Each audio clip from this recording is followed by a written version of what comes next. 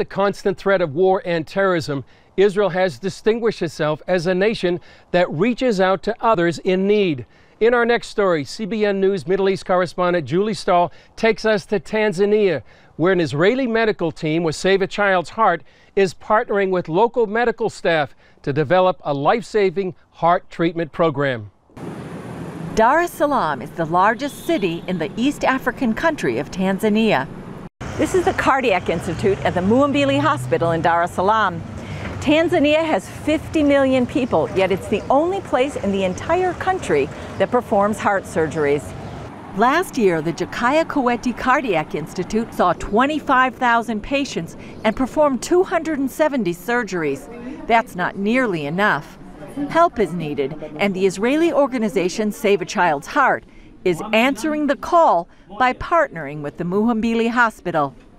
At the Wolfson Medical Center, doctors give their time to save a child's heart. Over the years, they've saved the lives of more than 4,000 babies and children from Africa, South America, Asia, and the Middle East. And there's more. For us, just bringing children to Israel, it's nice, it's important, but it's not as good as treating them here at home. Cardiologist Dr. Sagi Assa is one of 35 doctors and other staff who brought their talent and care to Dar es Salaam for a week-long mission. For the healing process of a child, it is as important as the surgery itself. To be in your environment, treated by your physicians, speaking your language. They performed 12 surgeries, 21 other procedures, and screened 125 children for heart issues. That number included 7-month-old Whitney. She needed surgery to separate the blood vessels to her heart. CBN News received a rare opportunity to document the surgery performed by the team of Israeli and Tanzanian doctors. And if not treated at the first year of life, that might be irreversible. And this patient would grow up and die miserably at the age of about 20 or so. Whitney's mom, Lydia Ahilanai, said she knew her daughter's case was uncommon. I was very scared, and then I asked, have you ever did an operation like that to the other kids apart from this? They said no. But at Israel, we used to do it. So they are going to be successful. And that means that she would be able to live like a normal life expectancy, have children, be like a normal child. But the work of Save a Child's Heart doesn't stop there. It's not the volume which counts here, it's that capacity building. And that's why you see the operations are complicated, but it's the locals who are doing with the supervision from the Israel team. Professor Mohammed Janabi, director of the Cardiac Institute, knows it's an uphill task. Because these operations, by our own, nobody could have tried to touch those kids. Having him coming here, and for the first time, we did it together here, so that, well, I'm hoping that the next case I'll be able to do it by myself. Dr. Godwin Godfrey trained in Israel for 5 years. That helped prepare him for a busy schedule when he returned to Tanzania. I'm the only one who specializes in pediatric cardiac surgery department, but I have some help from other cardiac surgeons who specialize like in adults and vascular. Head surgeon of Save a Child's Heart, Dr. Lior Sasson, mentored Godfrey.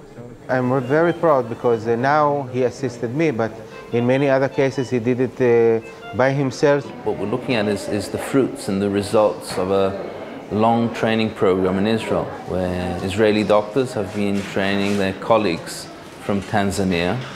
Save a Child's Heart Executive Director Simon Fisher said there's been a dramatic improvement in the complexity of the cases that Godfrey can handle. Missions like this, he said, bring the Tanzanian team closer to becoming independent.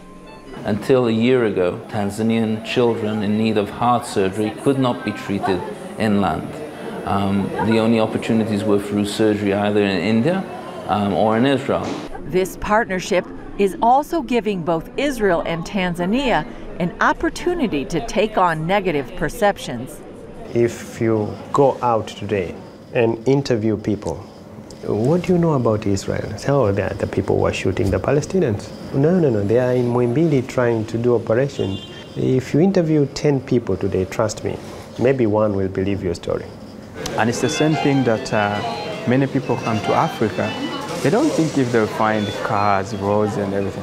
They always think about they'll find people starving and living in the jungles and what. So it's really about the image that is portrayed. Randy Weiss recruits volunteers and spends a lot of time keeping the children happy. She hopes the good work done here and other places will help get the word out, not only about this organization, but Israel as well. There's so much negativity associated with Israel, and especially any kind of news that comes out of Israel, and people tend to ignore all these wonderful things. Missions like these can help tip the scales. I can guarantee you that their image of Israel changed after their child or their children received surgery. Such was the case for this Muslim dad.